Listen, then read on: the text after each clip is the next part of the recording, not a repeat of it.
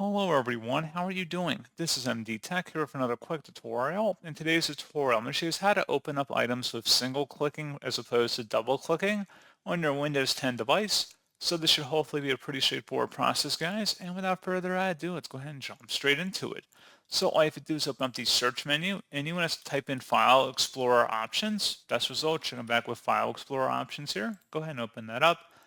And then where it says click items as follows, select where it says single click to open an item, point to select, and you can select your options whether you want underline icons consistent with your browser or just underline icon titles only when you point at them.